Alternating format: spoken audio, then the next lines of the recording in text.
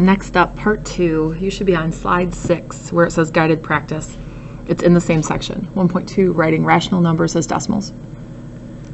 Write each rational number as a repeating decimal. Use long division for the rational numbers in the top row. Use a calculator for the rational numbers in the bottom row. Use long division or a calculator to write rational numbers as repeating decimals. So again, this is by long division, and the top 2, long division, and the bottom 2, calculator is okay.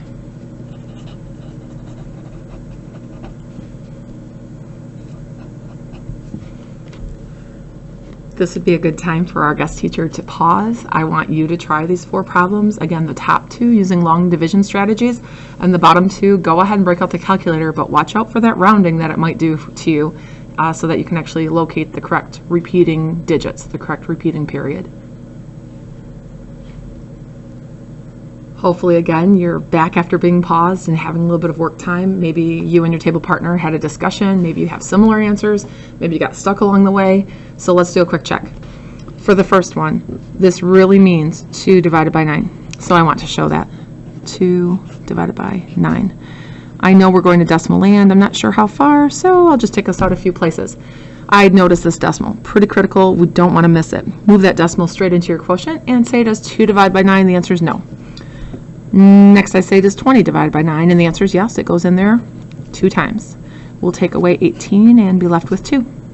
We're ready to bring down the next place value because I know 2 was less than my divisor. 2 was less than 9, so we're doing things right. And now 20 divided by 9, well, it goes in there twice. And 2 times 9 is actually 18, and when you subtract, you're left with 2. We're not done yet. We're going to go to decimal land. I still have something left, and I'm looking for repetition. Remember, the rule says see it repeat 3 times. That's kind of your check for checks and balances. So does 9 go into 20? Absolutely. It goes in there. You guessed it, twice. Let's go ahead and subtract 18. If you notice, you're left with 2. I might as well keep on going. I took this out quite a few place values, so let's just see what happens. Does 20 divide by 9? The answer is you betcha. It goes in there twice. And 2 times 9 is actually 18. When you go ahead and subtract, you're left with 2. It seems like this is going to keep on happening for the rest of our lives, and you are right, to be continued. So how are we going to show this with some bar notation? We would say 2/9 is the same as 0 and 2/10 repeating. Notice it just has a period of 1. The only digit that repeats is the 2, and we show that with that bar notation. Next up, this 11/6 you were supposed to try on your own. So what does it mean? It means 11 divided by 6. Don't fall for the trap. This is an improper fraction.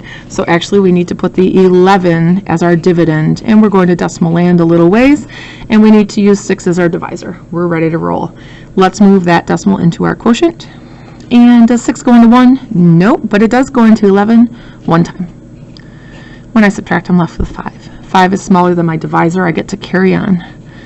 Does 6 go into 50? Sure does. Let's see. 6 times 6 is 36. 6 times 7 is 42. 6 times 8 is 48. That's pretty close. Let's see what happens. I'm ready to roll. 2 is definitely smaller than my divisor, so I can bring down the next place value and say, does 6 go into 20? Yeah, it does. 6, 12, 18, 24. Oh, we better go back to the 18. That was 6 times 3. And again, I keep on rolling because there's still something left. Does 6 go into 20? The answer is yes. How many times? 3 times, because 6 times 3 is 18. The rule says you need to see repetition how many times? Not once, not twice, but you got it. Trace 3 times. Let's go ahead and bring down another place value then. Does 6 go into 20? Yes, 3 times. And if you go ahead and subtract 18, you'll have 2 left. This will never end. You're getting tired of this problem, so you're going to save yourself with some bar notation. Final answer, 11/6 is the same as 1.83. How many 3s should I show here? Well, that 3 starts repeating on its own, right? Just 1 digit repeating in the period, so I show it with just 1 digit under the bar notation. Cha-ching. Let's go ahead and quickly type these into the calculator, make sure that we have agreement, talk about maybe some rounding and things that we saw.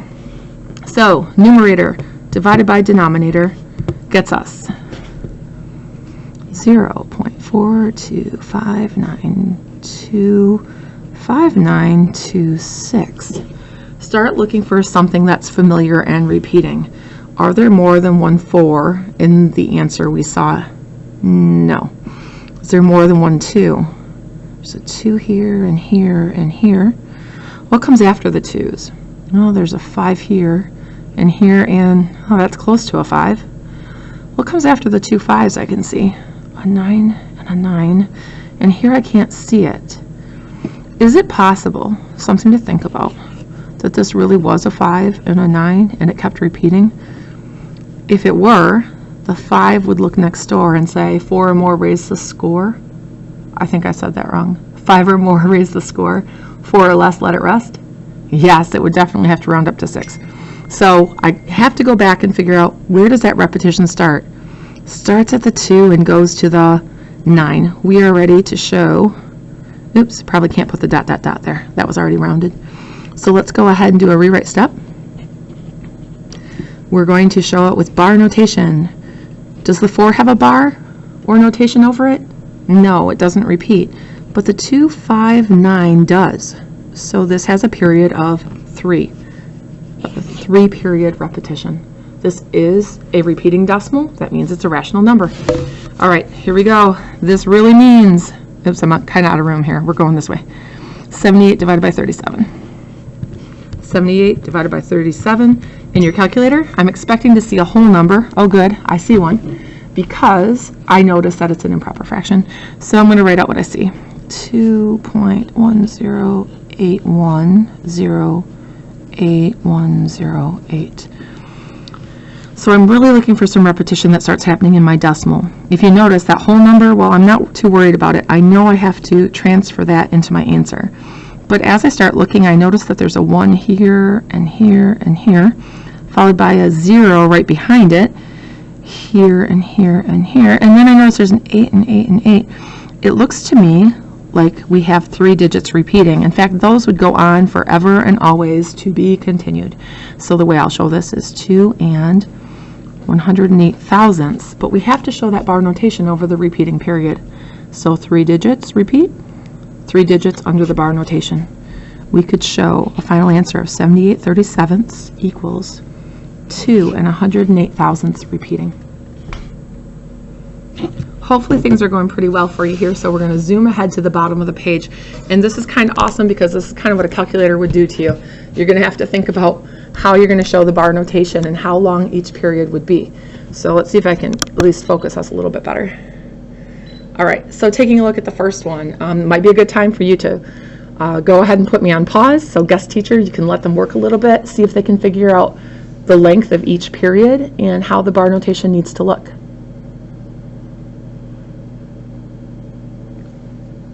Okay, I'm guessing you're back, unless the guest teacher decided not to pause and you just get to see and do it with me.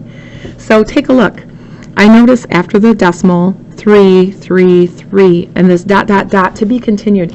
It's going to continue that pattern infinitely, forever and always. So we need a shortcut. We need a more concise way of writing things. So for this one, we could write 0 and 3/10, and that 3 is the only digit that repeats. We would say it has a period of 1. Take a look at this next one. The whole number needs to be duplicated. Your 7th grade teachers want to see that 0 sitting there. And next we look for what's repeating. I see a 0, 9, 0, 9, 0, 9 to be continued. Continue that pattern forever and always. Well, there's more than 1 digit repeating here. It's not just the 9 because there's something in between those 9s. It happens to be 2 digits. So this is a period of 2. We need to show it. 0 and 9 hundredths. And again, both digits repeat. So we show bar notation over both. It's a period of 2. Take a look at the next one. I'm looking in the decimal. Are there zeros repeating? I don't see zeros repeating. Are there 6s repeating? I don't see 6s repeating. I do see some 8s, quite a few of them, here, here, and here. And then I see some 1s behind them, here, here, and here. I notice something. The 8 and the 1 is what's repeating. So when I go ahead and write this in a more concise way with bar notation, I need the whole number. I need the placeholders behind it, the 0 in the 10ths place, the 6 in the hundredths place, the 8 in the thousandths place, and the 1 in the 10,000ths place. But which digits repeat? Only the 8 and the 1. Bar notation goes over 2 digits, and we would say it has a period of 2. Take a look at the next one. We're looking in the decimal. Whatever I have in the whole number position, I keep in the whole number position. And I look to the back and I see a 2. Are there other repeating 2s? There's a 2 here and here. What comes behind it? I notice a 4 here and a 4 behind this one and a 4 behind that one. Next you notice that there's a 6 behind those 4s. And to be continued forever and always, there actually are 3 digits that repeat. We need the 2, the 4, and the 6 in our period, and all 3 digits repeat. It's a period of 3.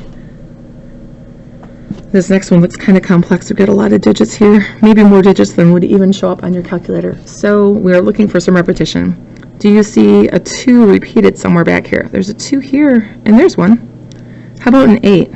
There's an 8 behind it. Does the 5 repeat? 5 repeats. 7 behind the 5, 7. A 1 after that, and a 4 after that. And then we go back to the beginning where we started from. We really started at these 2s, didn't we? Well, that tells me how many digits I need to repeat in my period or in my repeating decimal. So whole number, show it. 7th grade teachers will appreciate it. And next I need the decimal with a 2, 8, 5, 7, 1, 4. Do I need to write the 2 again? Nope, that's the end of this period. So we show bar notation over all those digits. This is actually a period of 6, a 6-period repeating decimal. Go ahead and circle your answer. And you're going to have an opportunity now to travel the room and try this on your own.